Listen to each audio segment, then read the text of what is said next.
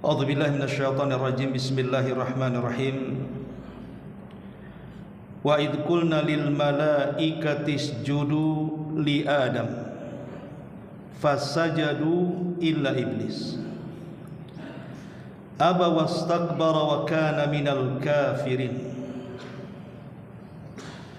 Wa qulna ya Adam uskun anta wa zawjukal jannah wa kula minha ragadan haitsu syi'tuma wa la taqraba hadhihi asy-syajarata fatakuna minadh dhalimin. Fa azallahuma asy-syaitanu anha fa akhrajahuma mimma kana fi wa qulna ihbitu ba'dukum li ba'd aduwwun wa lakum fil ardi mustaqarrun wa mata'un ilahin. Dan ingatlah ketika kami berfirman kepada para malaikat, sujudlah kalian kepada Adam, maka mereka pun para malaikat sujud kecuali iblis. Ia menolak sujud dan menyombongkan dirinya, dan ia termasuk golongan kafir. Lalu kami berfirman, wahai Adam, tinggallah engkau dan istrimu dalam surga, makanlah dengan nikmat berbagai makanan yang ada di surga sesukamu, dan janganlah kamu dekat dengan pohon ini, sesungguhnya kamu termasuk orang-orang yang zalim. Lalu setan menggelincirkan keduanya dari surga sehingga keduanya dikeluarkan dari surga. Segala kenikmatan yang ada di dalamnya. Ketika keduanya ada di sana, lalu kami berfirman, turunlah kalian ke bumi sebagai sebagian kamu menjadi musuh bagi yang lainnya, serta bagi kamu ada tempat tinggal dan kesenangan di bumi sampai batas waktu yang ditentukan. Baik. Ma'asyiral muslimin wal muslimat rahimakumullah. Ayat ini masih mengkisahkan kepada kita tentang kisah Nabi Allah Adam alaihi salatu wassalam. Dan Nabi Allah Adam alaihi salatu wassalam adalah abul bashar. Dia adalah bapa manusia semuanya. Berbeda dengan teori Darwin yang mengatakan bahwa asal muasal manusia dari kera. Terserah apa yang dikatakan teori-teori seperti ini, karena kita hanya mengacu kepada Al-Quran dan Sunnah sebagai pegangan kita, bahwa kita semua adalah keturunan manusia dan bapa pertama yang diciptakan Allah adalah Adam alaihi salatu wassalam. Berarti kita adalah keturunan Adam alaihi salatu wassalam, bukan keturunan kera. Nabi Allah Adam alaihi salatu wassalam dimuliakan oleh Allah subhanahu wa ta'ala dengan banyak kemuliaan.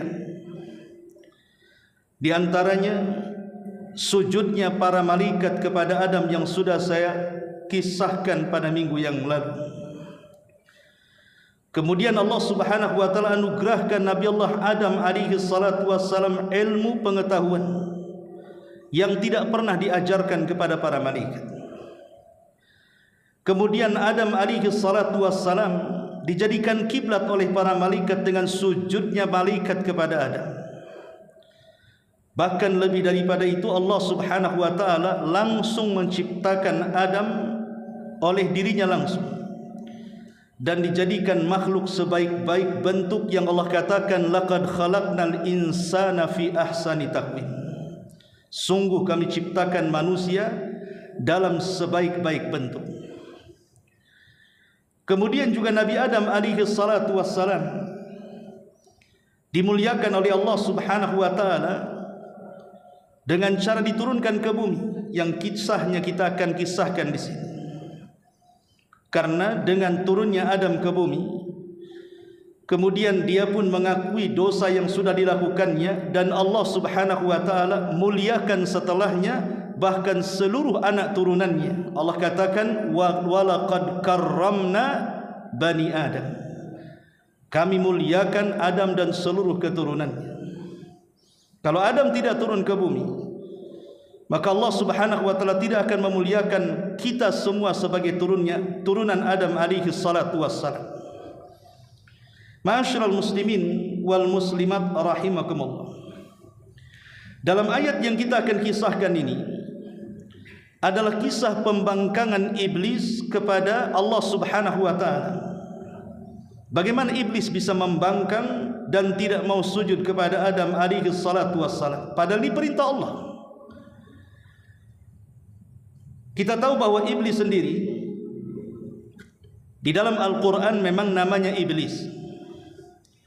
Tetapi kalau kita melihat rujukan-rujukan kepada kisah Israiliyat, maksudnya kisah-kisah yang diambil dari kitab-kitab sebelum Al-Quran seperti Taurat dan Injil,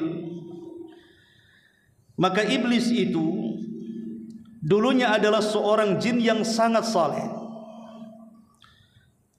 Mereka mengistilahkan dengan sebutan Azazil. Azazil ini adalah jin yang paling saleh dari seluruh jin-jin yang ada di saat itu. Kesolehannya setara dengan para malaikat, sehingga Allah Subhanahu wa taala menganugerahkan iblis ini atau Azazil ini naik ke langit, kemudian menghuni alam para malaikat di langit pertama. Karena dia bersama para malaikat, secara otomatis juga watak-watak jinnya hilang, dan dia pun menjadi jin yang paling saleh karena hidup dengan para malaikat. Tentu juga akan berbeda kehidupannya dengan jin yang ada di bumi. Sampai akhirnya Allah Subhanahu wa taala melihat kesungguhan dan kesalehan Azazil ini. Akhirnya Allah memasukkan ia ke dalam sorga dan dijadikan pembendaharaan sorga, memegang pembendaharaan sorga, dan dia mendapatkan fasilitas kenikmatan yang luar biasa yang Allah Subhanahu wa taala anugerahkan kepada Azazil. Dia mendapatkan kenikmatan karena kesolehannya.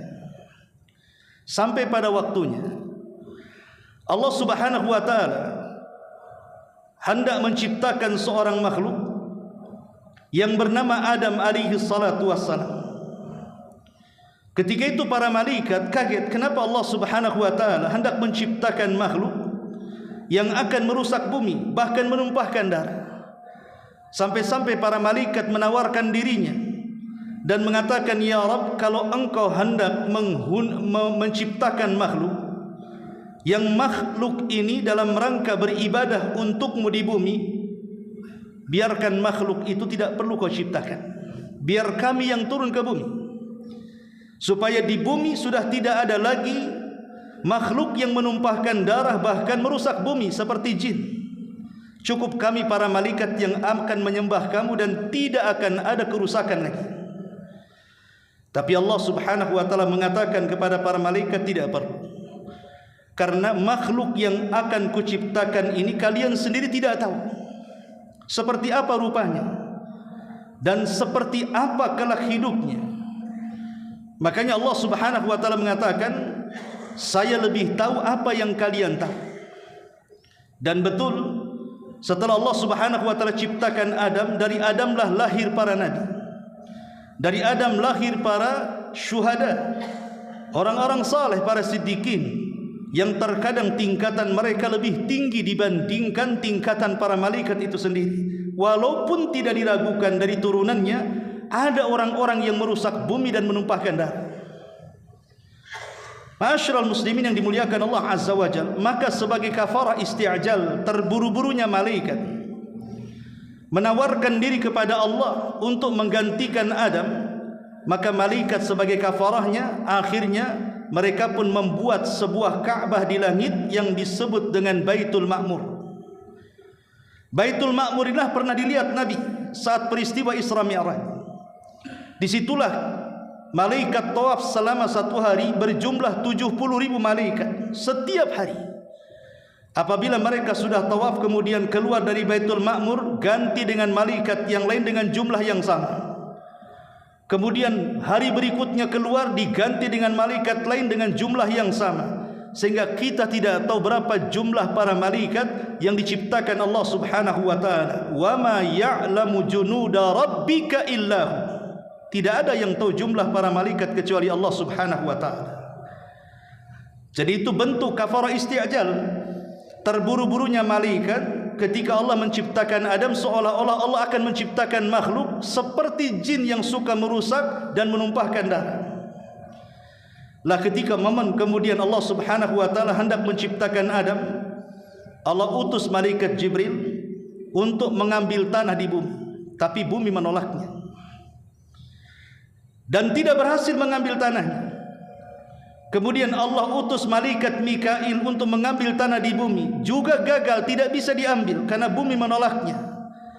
Akhirnya malaikat demi malaikat diutus oleh Allah untuk mengambil tanah di bumi, bumi pun tetap menolaknya.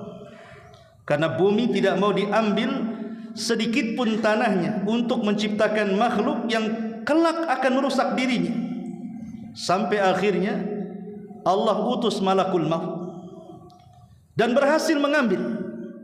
Maka sejak itulah Allah Subhanahu wa taala menobatkan malakul maut sebagai malaikat pencabut nyawa, karena dia yang berhasil mengambil tanah yang kelak akan menciptakan Adam. Maka Allah kemudian berikan tugas kepada malakul maut, dia juga yang akan mencabut nyawa dan seluruh keturunan. Setelah kemudian tanah itu dibawa ke langit antara Sidratil Muntaha dan sorga, Allah Subhanahu wa taala membentuk Adam dengan sebaik-baik bentuk. Dalam sebuah riwayat Israiliyat bahwa setelah kemudian dibentuk, maka dibiarkan selama 40 tahun. Selama 40 tahun inilah para malaikat selalu mengintip sebenarnya Allah menciptakan makhluk seperti apa, tetapi tidak berani mendekatinya kecuali Ajazil. Ketika di sorga dia mendengar bahwa Allah menciptakan makhluk selain dirinya dan para malaikat, disinilah muncul sifat aslinya, karena dia dari kalangan jin. Makanya Allah Subhanahu wa taala berfirman, kana minal jin fa fasaqa an amri rabbi, bahwa iblis itu dari kalangan jin yang berbuat fasik kepada Rabb. Berubahlah jadi jin yang paling saleh menjadi jin yang paling fasik. Muncul tabiat jinnya, hasadnya muncul dalam hatinya. Inilah penyakit yang pertama yang muncul di langit, hasad. Karena iblis ketika itu hasad, jangan-jangan Allah Subhanahu wa taala hendak menciptakan sebuah makhluk, seorang makhluk untuk menggantikan posisinya di sorga. Akhirnya kemudian dengan hasadnya iblis penasaran, kemudian mendekati patung Adam yang belum ditiupkan ruh. Kemudian masuk dari lubang telinga, keluar dari lubang mulut, masuk dari lubang hidung, keluar dari lubang dubur. Kemudian ditepuklah badan Adam itu, rupanya bersuara. Kemudian iblis mengatakan, atau Ajazil mengatakan, sungguh ini makhluk yang lemah. Kenapa? Karena dia ajwa, artinya berongga, artinya dia butuh makan dan minum. Kemudian dia bersumpah, wallahi lau sulitta alayya la uhlikan.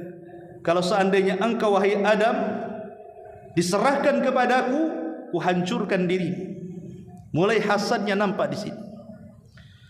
Setelah kemudian 40 tahun lewat, maka Allah Subhanahu wa taala mengumpulkan para pembesar para malaikat dari Jibril, Mikail dan para malaikat yang ada di langit sana, termasuk Ajazil ada di tengah-tengah mereka.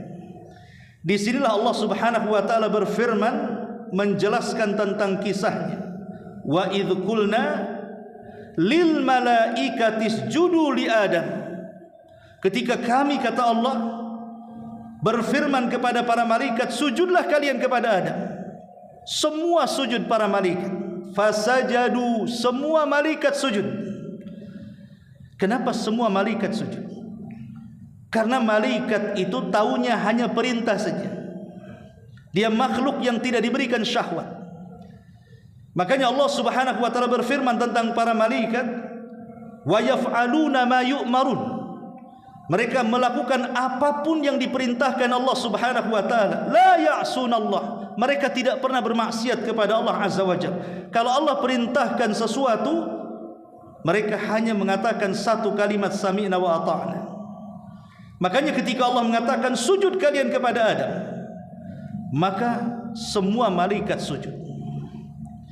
Dalam ayat yang lain Allah Subhanahu wa taala mengatakan falamma sawaituhu, ketika kami sudah menyempurnakan, maksudnya menyempurnakan ciptaan Adam dalam bentuk yang paling indah, wa nafakhtu fihi min ruhi, kemudian kami tiupkan ruhku kepada Adam, faqa'u lahu sajidin, maka sujudlah kalian kepada Adam.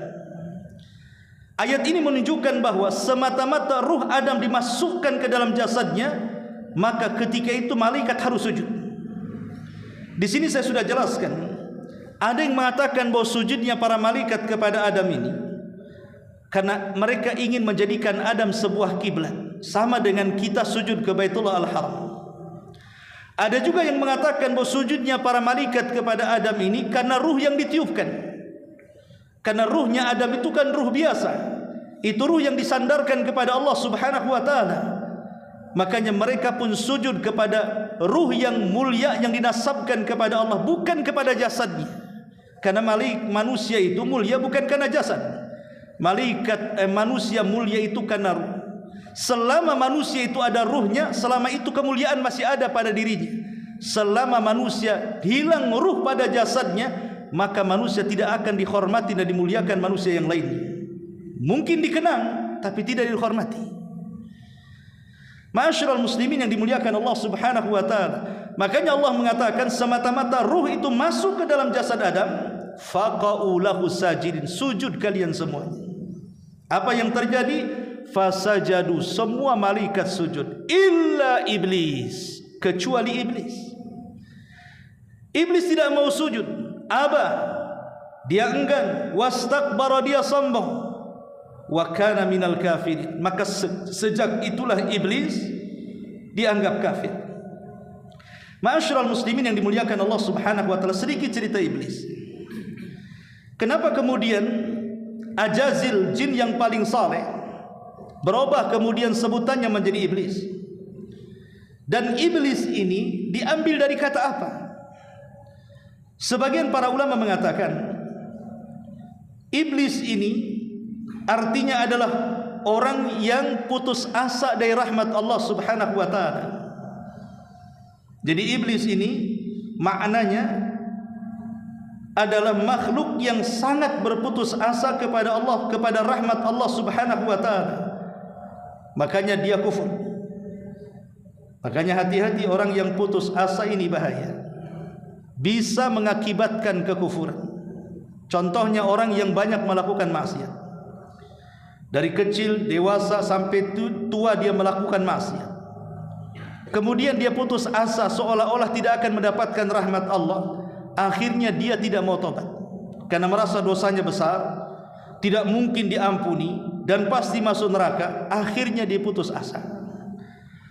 Makanya kenapa kemudian putus asa ini dosa yang paling besar dibandingkan dosa yang dilakukannya dari kecil sampai tua, masih sedikit dibandingkan dosa putus asanya. Kenapa? Karena putus asa itulah yang menjadikan dia tidak mau tobat kepada Allah Subhanahu wa taala.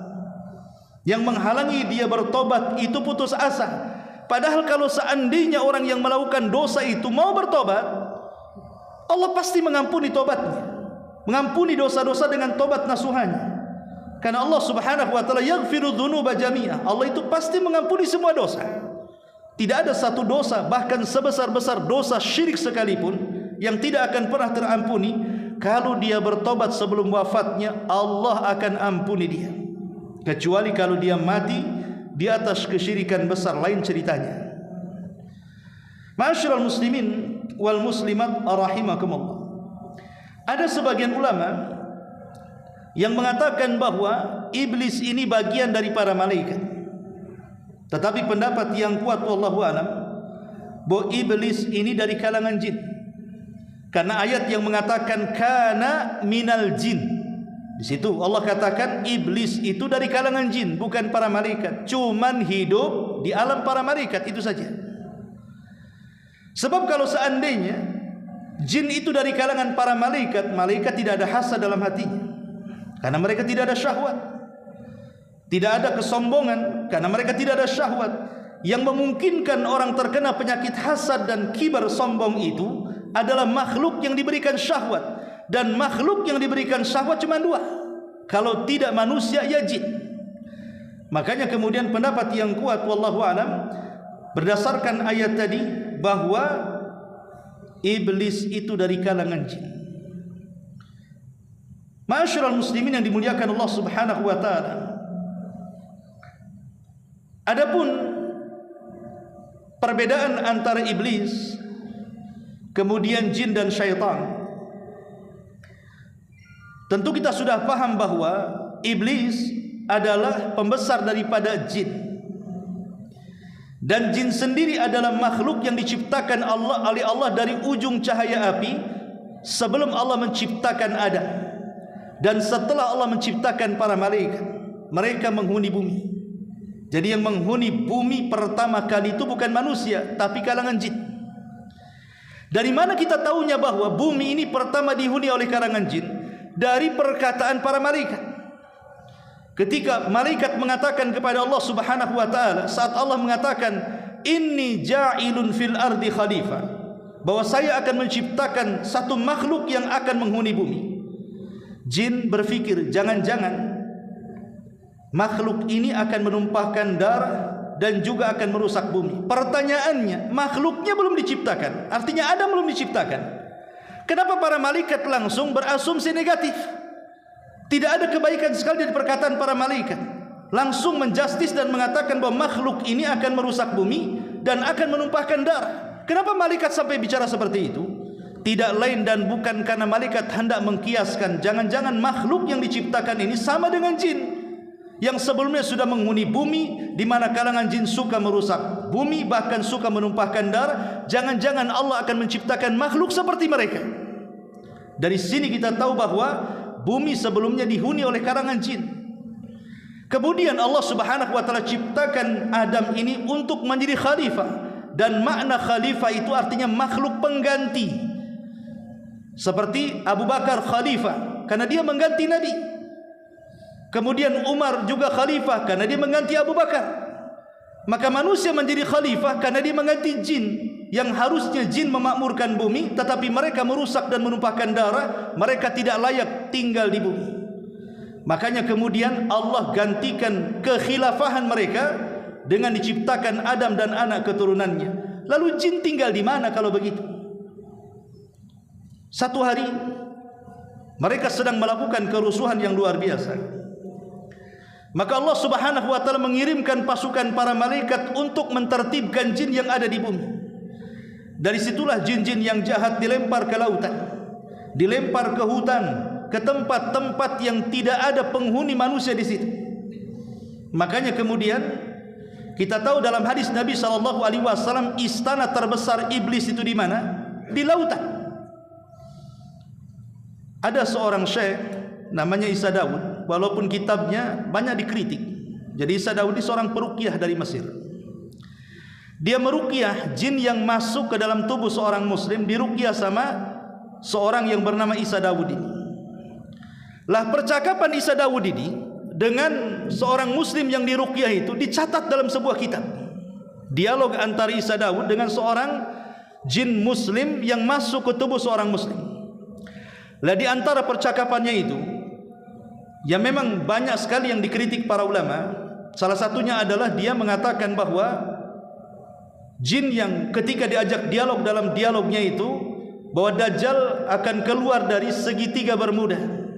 Tentu ini bertentangan dengan hadis Nabi SAW, karena Dajjal tidak muncul di situ. Dajjal itu akan muncul di Khorasan, di Iran sana. Ya. Tetapi di situ ada dialog bahwa menceritakan tentang istana iblis itu ada di segitiga Bermuda. Salah satu perbincangan Isa Daud itu bahwa istana iblis itu ada di segitiga Bermuda. Sehingga sepanjang sejarah kita sering mendengar ada kapal masuk ke situ dan tidak pernah kembali, kemudian pesawat ada yang tersedot kemudian tidak pernah kembali. Intinya lautan yang sangat menakutkan di dunia, segitiga Bermuda itu. Lah Isa Daud ketika berdialog dengan jin itu dikatakan bahwa istana iblis itu ada di segitiga Bermuda itu.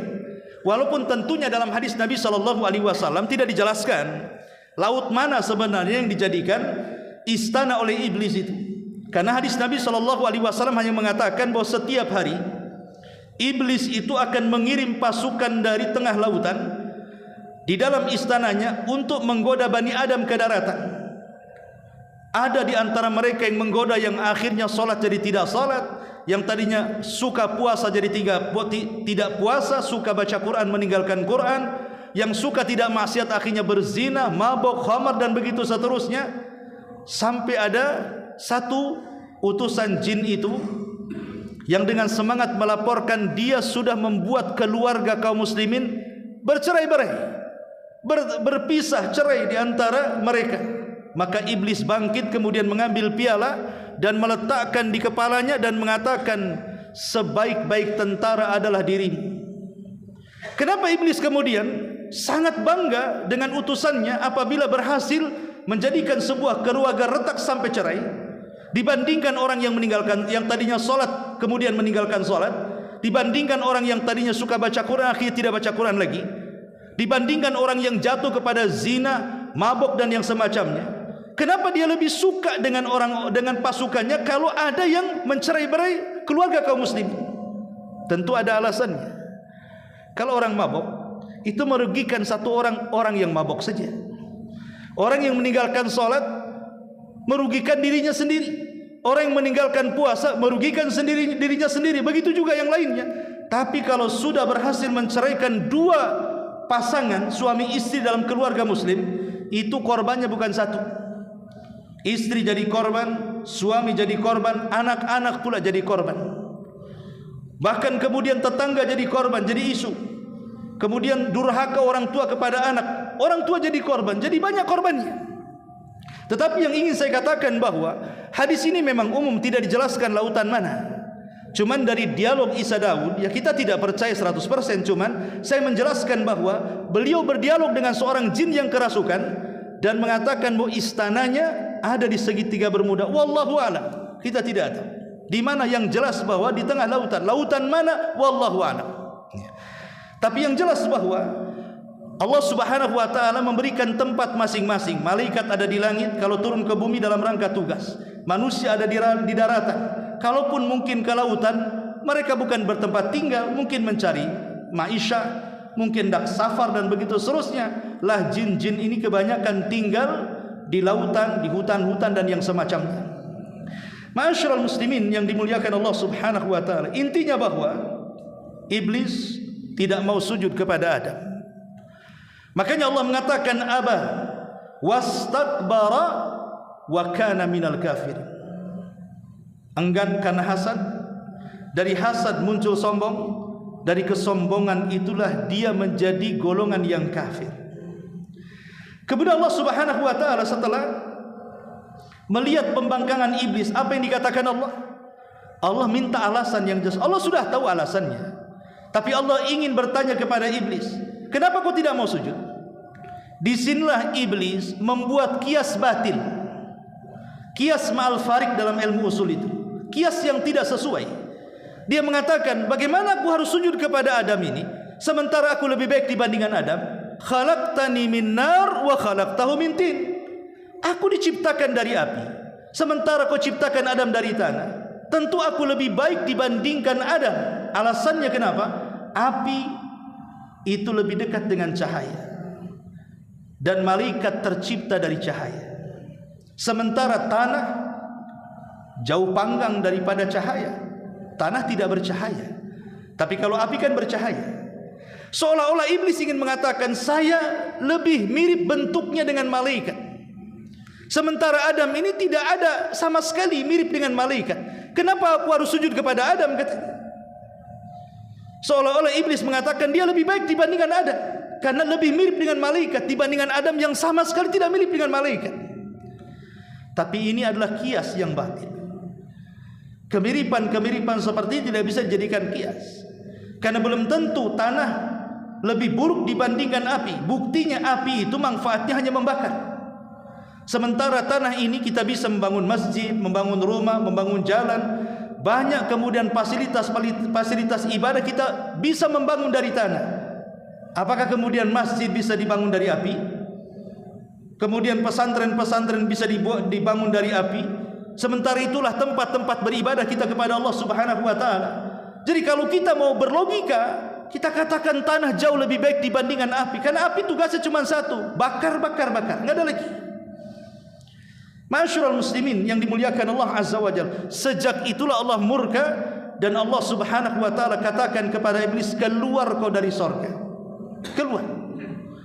Maka dikeluarkanlah iblis dari sorga, tapi belum ke bumi, masih di sekitar langit. Disitulah Allah Subhanahu wa taala setelah mengeluarkan iblis dari sorga, justru di sini Allah Subhanahu wa taala memuliakan Adam, yang ini membuat hasadnya lebih tinggi lagi.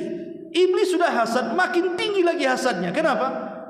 Karena setelah iblis keluar dari sorga, Adam pula dimasukkan ke dalam sorga. Apa enggak makin marah si iblis ini? Makanya Allah mengatakan, wa qulna ya adamuskun anta wa zaujukal jannah. Dan kami katakan, wahai Adam, masuklah engkau dan istrimu ke dalam sorga. Saat Adam alaihi salatu wassalam tertidur, tiba-tiba Allah Subhanahu wa taala mengambil rusuk yang paling bengkok, yang paling atas, yang dekat dengan jantung.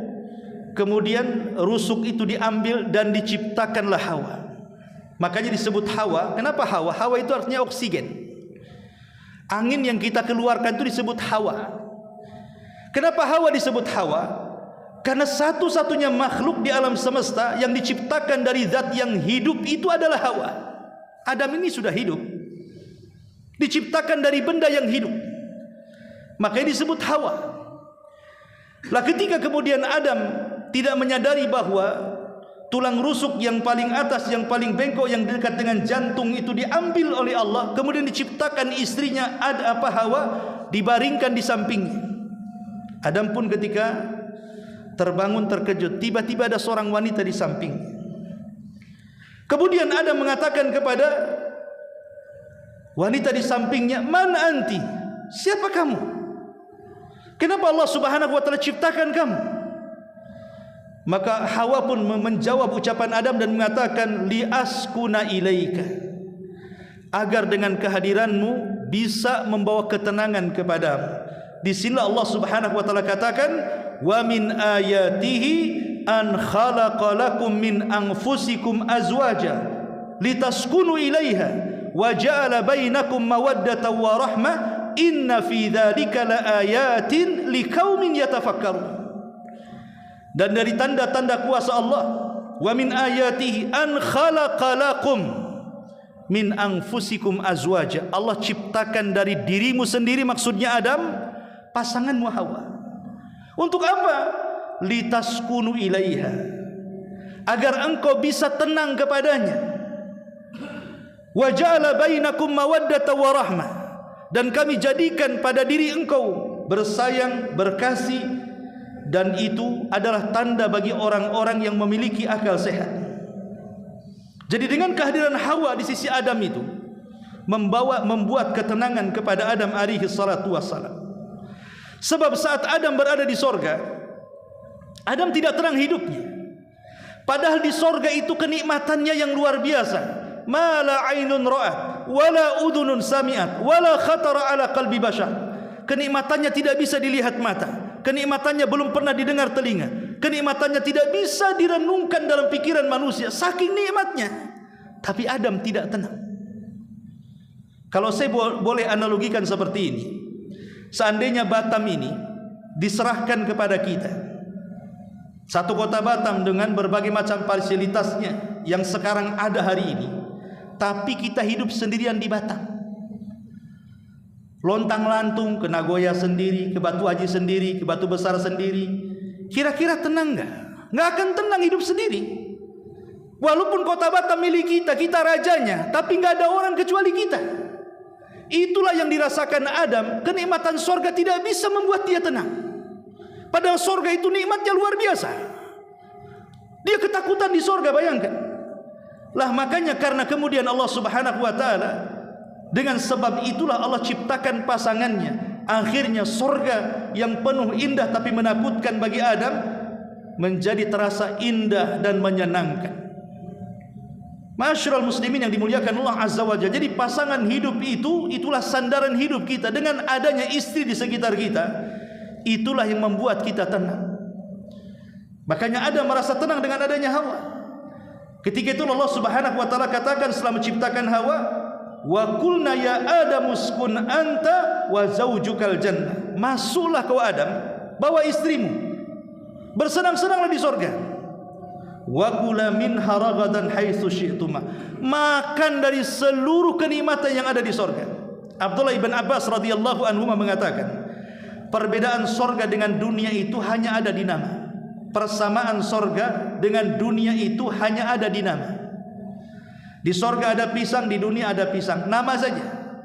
Di sorga ada apel, di dunia ada apel, nama saja. Di sorga ada madu, di sorga ada khamar, di dunia juga ada madu, ada khamar, nama saja, tapi hakikatnya berbeda. Jadi Abdullah ibn Abbas mengatakan, persamaan sorga dengan dunia itu hanya nama, bukan hakikat. Karena rasa pisang dunia dengan sorga akan berbeda. Rasa kurma yang ada di dunia dengan kurma di sorga juga akan berbeda. Karena kenikmatan tidak pernah dilihat, didengar, bahkan terlintas pun tidak. Dan itu kenikmatan yang sesungguhnya. Makanya Allah mengatakan wa kula minha ragadan haitsu syi'tuma. Tapi Allah mengatakan wala taqraba hadhihi syajarata fatakuna minadh dhalimin. Tapi ingat, semua minuman boleh kau minum, semua makanan boleh kau makan, semua buah-buahan yang ada di sorga silahkan kalian cicipi. Tapi tolong, ini ujian Allah, jangan dekat satu pohon ini. Sebagian ahli tafsir, maksudnya pohon yang ada di sorga, yang Nabi Adam alaihi salatu wassalam tidak boleh dekat-dekat itu, maksudnya pohon apa? Inilah yang menjadi perbincangan para ulama, terutama ulama sejarah. Sebenarnya pohon apa yang tidak boleh didekati oleh Nabi Allah Adam alaihi salatu wassalam saat di sorga? Ada yang mengatakan bahwa pohon yang tidak boleh didekati Adam adalah syajaratut tin, buah tin, ma'ruf wa tini wa zaitun wa turi sinin, buah tin. Ini satu pendapat. Pendapat yang kedua maksudnya syajaratul inab, maksudnya adalah anggur. Jangan dekat-dekat buah anggur. Ada yang mengatakan syajaratul bur, maksudnya adalah gandum, biji-bijian. Jangan dekat-dekat di biji-bijian ini. Ada yang mengatakan tadi anggur, ada yang mengatakan dia inab, atin. Dan macam-macam para ulama mengatakan, ada yang mengatakan buah apel. Makanya sebagian orang barat, mereka membuat perusahaan itu dengan perusahaan Apple. Alasannya karena itu salah satu buah yang ada di sorga. Tetapi kalau kita melihat Al-Quran, tidak ada kalimat ini. Allah hanya mengatakan wala taqraba hadhihi syajarah. Jangan dekat pohon-pohon ini. Pohon apa itu? Wallahu alam. Ini kan menurut Israiliyat, ada yang mengatakan buah-buahan yang tadi saya sebutkan tadi. Tapi Quran sendiri tidak menyebutkannya. Sekali lagi, karena Quran itu bukan kitab sejarah yang semua harus dirinci sedetail mungkin. Tetapi Quran itu kitab ibrah dan pelajaran. Cukup kemudian menjelaskan secara global, kemudian diambil dan dipetik pelajarannya, itu sudah cukup. Kalau kita ingin membentangkan, ya merujuk kepada kitab sejarah. Karena Quran bukan kitab sejarah. Quran itu kitab ibrah, kitab pelajaran yang kita ambil pelajarannya untuk kita amalkan. Makanya tidak dijelaskan pohonnya pohon apa, karena tidak ada faedahnya. Tetapi subhanallah, semakin dilarang, manusia ini semakin penasaran. Tentu pada awalnya Nabi Allah Adam alaihi salatu wassalam sangat patuh dengan perintah Allah. Tapi iblis ada kesempatan. Ketika ada kelemahan di sorga, bahwa ada satu pantangan tidak boleh didekati Adam dan Hawa. Kalau didekati pasti akan jadi masalah. Inilah yang menjadi senjata iblis untuk mengacau Adam. Dengan cara apa? Memberikan was-was. Bagaimana caranya memberikan was-was? Bukankah iblis di luar sorga, sementara Adam dan Hawa dalam sorga? Di sini menjadi perbincangan ulama sejarah. Ada yang mengatakan bahwa iblis ini bekerja sama dengan ular yang selalu masuk ke luar sorga. Dia masuk ke tubuh ular, kemudian ular ini masuk ke dalam sorga. Makanya dia bisa masuk ke dalam sorga. Ini kisah Israiliyat, tidak ada dalam Quran dan Sunnah. Tapi ada juga yang mengatakan bahwa iblis dengan kelicikannya dia bisa masuk ke dalam sorga. Entah bagaimana caranya. Apakah Allah tidak tahu? Allah tahu. Tidak mungkin Allah tidak tahu. Tapi kenapa Allah membiarkan? Karena Allah itu kalau menghendaki sesuatu pasti Allah membuat sebabnya. Innallaha idza arada syai'an ahya asbabah. Allah kalau menghendaki sesuatu, Allah akan ciptakan sebabnya. Bagaimana Allah akan menurunkan Adam dari sorga ke bumi, sementara Allah sudah katakan saya akan buat satu makhluk yang akan menjadi khalifah di bumi, sementara orangnya di sorga. Bagaimana caranya mengeluarkannya dari sorga supaya menjadi khalifah di bumi? Makanya Allah buat sebab. Allah biarkan iblis masuk, kemudian memberikan was-was kepada Adam. Tapi pendapat yang kuat wallahu alam bahwa iblis tidak pernah masuk ke dalam sorga, karena Allah sudah mengusirnya. Lalu bagaimana caranya? Wallahu alam. Yang jelas bahwa Allah berikan kekuatan kepada iblis, walaupun dia berada di luar sorga, dia sanggup memberikan was-was ke dalam sorga yang ada Adam dan Hawa di situ. Bagaimana caranya? Wallahu alam. Tapi yang jelas setiap hari iblis memberikan was-was, tapi Adam sanggup bertahan dengan was-was itu. Dan inilah kehebatan was-was syaitan.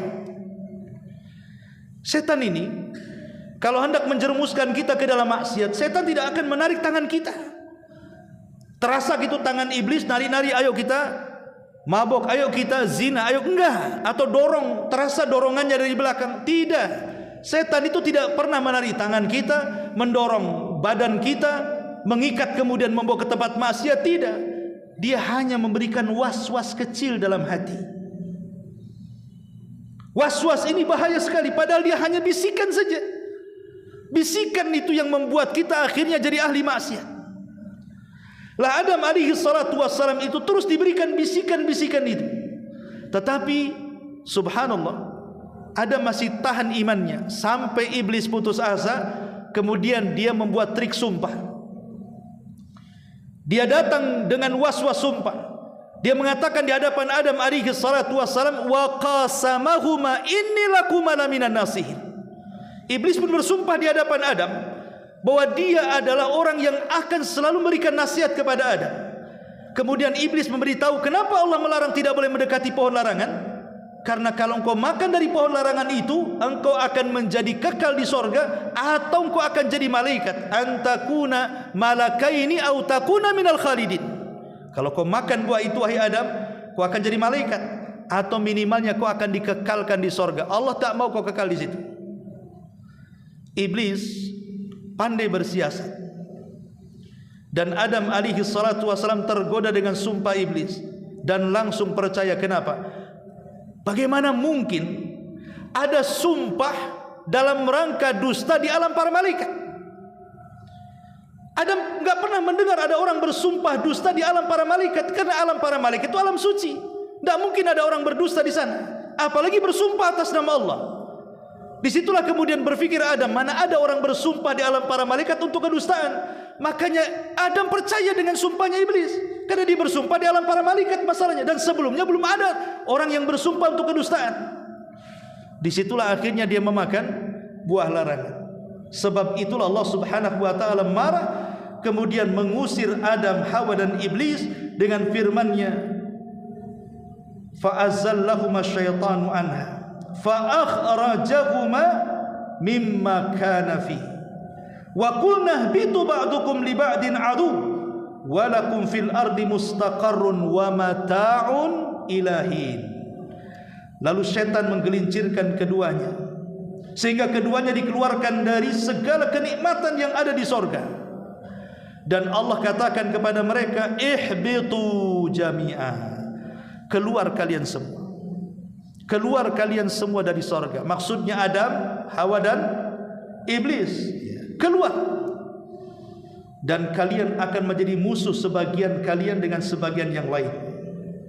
Iblis memiliki musuh dari dua arah, dari arah Adam dan dari arah Hawa. Jadi iblis dikeroyok dengan dua manusia, Adam dan Hawa. Itulah musuhnya.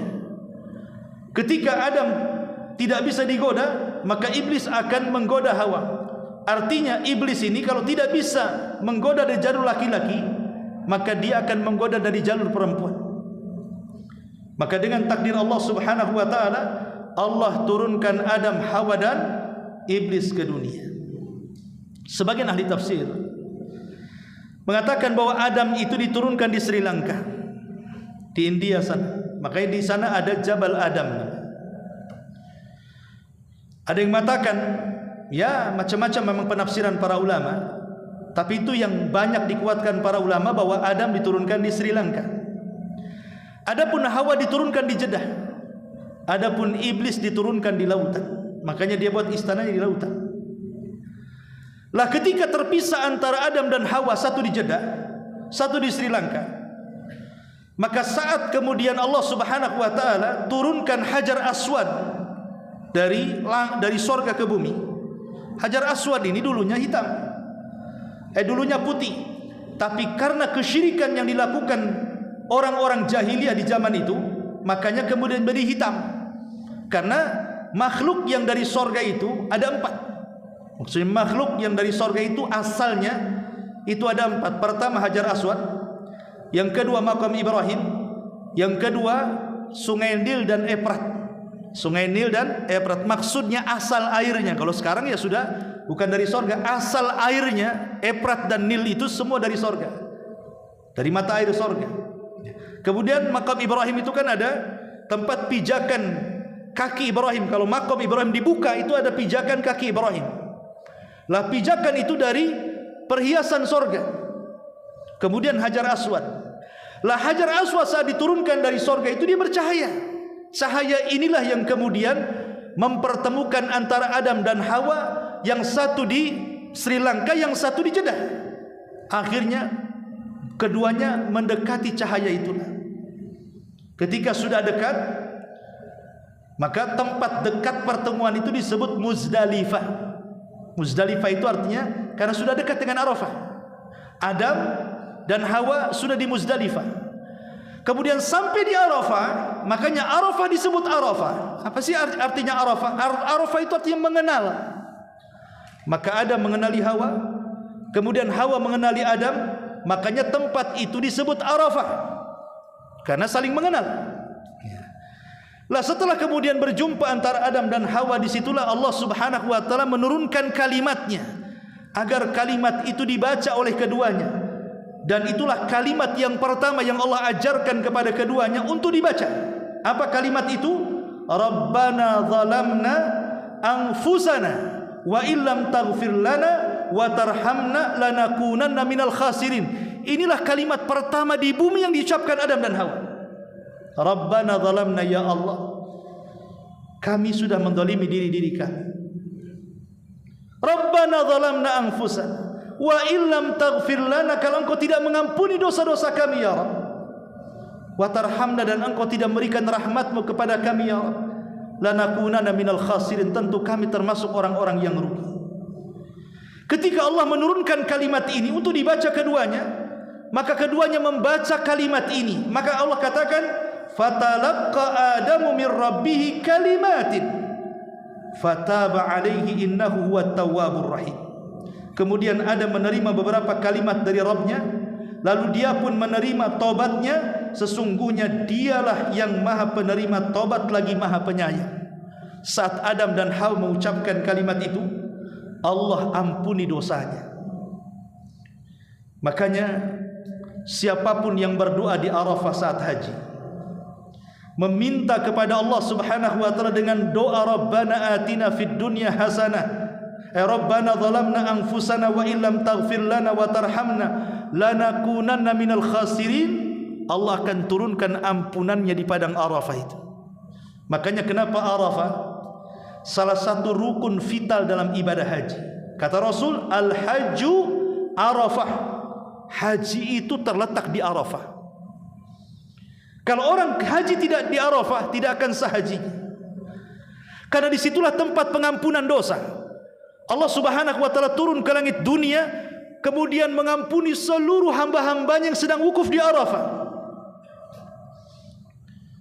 Sampai-sampai setan yang tadinya sombong, yang tadinya merasa congkak, merasa terhina saat Allah turun di hari Arafah dan mengampuni orang-orang yang sedang wukuf di Arafah.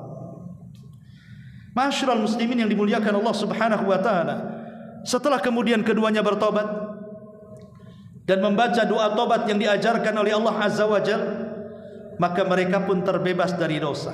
Dari situlah dia melangkah menuju Mekah, sudah tidak memiliki dosa. Dari tanah haram ke tanah halal. Karena Arafah itu kan ada yang halal, ada yang haram. Jadi orang-orang yang ingin melakukan umroh kedua kali umpamanya, atau mungkin wanita haid tidak bisa umroh, maka dia bisa mengambil mikotnya ke Arafah. Karena sebagian Arafah itu adalah tanah haram. Ya, ada tanah halalnya, ada tanah haramnya. Maka Adam pun masuk ke tanah halal, ke tanah haram. Dari tanah halal ke tanah haram menuju Mekah, sudah tidak memiliki dosa lagi, sehingga betul-betul dosanya tidak ada, sampai akhirnya masuk ke Ka'bah. Kemarin kita sudah jelaskan, pertama yang menciptakan Ka'bah siapa? Para malaikat. Kemudian diperbaiki Adam, kemudian diperbaiki Syith, kemudian turun-temurun sampai kemudian bolak-balik Ka'bah dibenahi di zaman Ibrahim, sampai ke zaman Nabi di usia 15 tahun, sampai ke zaman Abdullah ibn Zubair, sampai ke zaman Imam Malik berhenti. Tidak ada lagi perbaikan sampai hari ini. Maksud perbaikan itu, ada yang mengembalikan ke Ka'bah Ibrahim, ada yang tetap mengembalikan ke Ka'bah di zaman Quraisy. Walaupun hari ini Ka'bah yang kita lihat adalah pembangunan yang dibangun oleh orang-orang Quraisy, bukan pembangunan yang pernah dibangun oleh Ibrahim. Alasannya karena saat orang-orang Quraisy membangun Ka'bah itu kurang dana, karena disyaratkan dana membangun Ka'bah harus halal, sementara dana halal tidak banyak. Akhirnya terpaksa Ka'bah itu dipangkas, yang tadinya persegi panjang menjadi kotak, kemudian sebagiannya diputari dengan Hijar Ismail untuk membuktikan itu masih bagian daripada Ka'bah. Disitulah Adam kemudian tawaf pertama kali. Dan inilah negeri yang pertama kali Allah diibadahi sepanjang umat manusia diciptakan Allah Azza wa Jalla. Jadi tanah haram adalah tanah di mana Allah pertama kali diibadahi manusia. Oleh siapa? Adam dan Hawa. Ma'asyiral muslimin yang dimuliakan Allah Subhanahu wa ta'ala. Lah kemudian Allah Subhanahu wa ta'ala mengatakan, "Qul nahbitu minha jami'an. Fa imma ya'tiyannakum minni hudan faman tabi'a hudaya fala khaufun 'alaihim wala hum yahzanun." Kami katakan, turunlah engkau wahai Adam, Iblis dan juga Hawa, semuanya. Nanti aku akan kirimkan petunjukku dari langit kepada kalian. Siapapun yang mengikuti petunjukku, kata Allah, dia tidak akan takut, dia tidak akan sedih. Maknanya siapapun yang menolak petunjukku, pasti dia akan mengalami ketakutan dan pasti dia akan mengalami kesedihan. Sebagian ulama tafsir mengatakan, apa yang dimaksud petunjuk di sini? Petunjuk di sini adalah kitab-kitab langit yang Allah akan turunkan. Karena Adam itu kan dikirimkan suhuf kepada Adam. Ada suhuf Adam, kemudian suhufnya Syith, ada suhuf Ibrahim, ada suhuf Idris. Kemudian setelah itu ada Taurat, ada Injil, ada Zabur, ada Quran gitu. Yang jelas bahwa petunjuk Allah dari langit itu dari zaman ke zaman itu ada. Makanya ketika kita ini membahas tentang keimanan kepada kitab-kitab langit, kita harus beriman kepada yang kita kenal namanya, Taurat, Zabur, Injil dan Quran, dan yang kita tidak kenal namanya. Karena kitab itu banyak yang turun. Itulah petunjuk. Maka siapapun yang mengikuti petunjuk pada setiap zaman, maka dia akan mendapatkan anugerah dari Allah. Tidak akan pernah takut akan perkara yang akan datang. Tidak akan pernah takut bagaimana setelah kematian dalam kuburannya dengan azab kuburnya. Tidak akan pernah takut di padang mahsyar bagaimana perjalanan yang melelahkan sampai dia masuk ke dalam sorga. Dan tidak akan bersedih. Maksudnya sedih terhadap perkara yang ditinggalkan. Enggak usah sedih. Kalau orang yang mengikuti petunjuk enggak usah sedih walaupun meninggalkan anaknya, meninggalkan hartanya, meninggalkan istrinya, meninggalkan seluruh orang-orang dicintainya, karena akan dikirim para malaikat menjaga mereka. Karena petunjuk di sini berlaku pada setiap zaman. Dulu ada petunjuk yang namanya Taurat, diberikan kepada Nabi Musa. Maka siapapun yang mengikuti Taurat dan juga Nabi Musa, dia tidak akan takut dan tidak akan sedih. Kemudian setelah Musa meninggal, kemudian Allah turunkan Zabur dan juga Daud. Maka siapapun yang mengikuti Daud dan Zabur di zaman itu, dia akan selamat, tidak akan sedih dan tidak akan takut. Kemudian datang Isa pada zamannya, diturunkan kemudian Injil kepada Isa. Maka di zaman itu petunjuk adalah Injil dan juga Isa. Siapapun yang mengikuti Injil dan Isa, maka dia akan selamat, tidak akan takut dan tidak akan sedih. Tapi semua sudah berakhir dengan kedatangan Rasul kita Muhammad sallallahu alaihi wasallam dan Al-Qur'an yang diturunkan kepadanya. Maka hari ini tidak berlaku lagi Injil, tidak berlaku lagi Zabur, tidak berlaku lagi Taurat. Yang berlaku hanyalah Al-Qur'an dan Rasul kita Muhammad sallallahu alaihi wasallam yang membawanya. Siapapun yang mengikuti Al-Qur'an, siapapun yang mengikuti sunnah Nabi sallallahu alaihi wasallam, tidak akan takut dan tidak akan sedih. Kata Nabi sallallahu alaihi wasallam, taraktu fikum amrayn ma tamassaktum bihi lan tadillu abada, kitaballahi wa sunnati. Aku tinggalkan kepada kalian dua pusaka. Kalau kalian mau berpegang kepada keduanya, tidak mungkin sesat sampai kalian mati. Itulah Al-Quran dan juga sunnah Nabi sallallahu alaihi wasallam. Itulah petunjuk. Faman tabi'a hudaya fala khaufun alaihim wala hum yahzanun. Wallahu alam. Ini di antara terusan dari kisah kemarin tentang kisah Nabi Allah Adam alaihi salatu wassalam. Subhanaka wa bihamdika asyhadu an la ilaha illa anta astaghfiruka wa atubu ilaik. Allahu taala alam. Assalamualaikum warahmatullahi wabarakatuh.